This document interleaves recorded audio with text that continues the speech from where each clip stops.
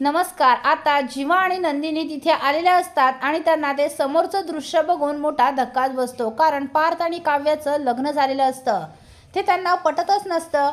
नंदिनी म्हणते, बाबा असं कसं करू शकता? मी नाही तर तुम्ही माझ्या बहिणीला तिथे उभं केलं, माझ्या पाठराखणीला, हे मला काही पटलं नाही। मग शारदा आणि धनंजय तिथे काय जो प्रकार घडला, गावकऱ्यांनी कसा तमाशा केला, सगळं कसं काय झालं, कसं घडलं, पार्थ काव्याचं लग्न आम्ही का लावून दिलं, हे सगळं जीवा आणि नंदिनीला सांगतात। आता जीवा नुसता एकटक काव्याकडे बघत असतो।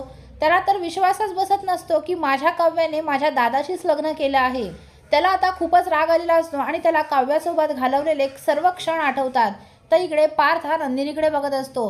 पार्थला नंदिनी खूप आवडत असते। त्याने बायको म्हणून नंदिनीचाच विचार केलेला असतो। तो तिच्याकडे प्रेमाने बघत असतो आणि नंदिनी देखील। आता सर्वजण बोलत असताना काव्या अचानक निघून जाते आणि इकडे तिच्या पाठोपाठ सर्वजण येतात। तेव्हा ती म्हणते, नाही आता बास झालं आई, मामी बास, आता नंदिनीताई आली आहे ना, मग तिचं आणि पार्थचं लग्न लावून द्या आता आणि मला यातून मोकळं करा। तसं तरी मी या लग्नाला तयारच नाही आहे, मी हे लग्न मानतच नाही। आणि काव्या हे मंगळसूत्र काढायला जाते तेव्हा मामी म्हणते, थांब थांब, काय करतेस तू काव्या? अगं ही मंगळसूत्र म्हणजे काय आलतू फालतू गोष्ट नाही, तर ही सौभाग्याची खूण आहे। ही तुझ्या नवऱ्याने तुझ्या गळ्यात घातलेली सौभाग्याचा अलंकार आहे, तो तू असा नाही काढू शकत। आता तुमच्या दोघांचं लग्न झालं आहे, त्यामुळे तुला आता पार्थला नवरा मानावंच लागेल। काव्या म्हणते, नाही, मला हे मंगळसूत्र नाही वाटत, तर मला हा गळ्याला बांधलेला दोर वाटतो आहे। जो माणूस मला आवडतो त्याने जर माझ्या गळ्यात मंगळसूत्र घातलं ना, तर मी ते आयुष्यभर मिरवेन, कधीच गळ्यातून काढणार नाही। पण हा मला गळ्याला लागलेला गळफास वाटतोय, मला नको आहे हे मंगळसूत्र। तुम्ही ताईचं आणि पार्थचं लग्न लावून द्या आता। तेव्हा आजी सनकर काव्याच्या थोबाडीत वाजवते आणि म्हणते, तुला काय वाटतं, हा बावला बावलीचा खेळ आहे का लग्न म्हणजे? अगं तुझं आणि पार्थचं आता लग्न झालं आहे, भानावर ये, कळतंय का तुला? शारदा तुझ्या मुलीला समजाव।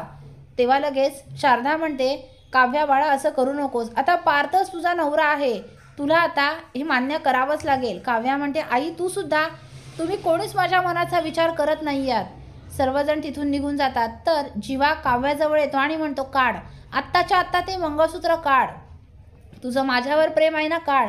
तेव्हा काव्या काही ते मंगळसूत्र काढायला तयार नसते, कारण मामी, आजी आणि आईने तिला तसं सांगितलेलं असतं, काही झालं तरी हे मंगळसूत्र काढायचं नाही। आता जीवाला राग येतो। जीवा तिच्यावर जोरात ओरडतो आणि म्हणतो, मेलीस तू, आजपासून माझ्यासाठी कायमची मेलीस, आणि तिथून निघून जातो। इकडे पार्थला विक्रम आणि मालिनी समजावत असतात, बाळा आता काही झालं तरी काव्या ही तुझी बायको आहे, काव्या पार्थ देशमुख, आता तू तिला कधीही अंतर देऊ नकोस। आणि आता हे तू मनामध्ये गाठ बांधून ठेव की तुझी बायको काव्य आहे, तुमच्या दोघांचं लग्न झालं आहे। काव्याला ते काही सहन होत नाही। काव्या म्हणते, माझं जीवासोबत लग्न झालं नाही तर मी जीवाचं बरं वाईट करून घेईन, म्हणून ती झोपेच्या गोळ्या खाते आणि तिथेच बेशुद्ध पडते।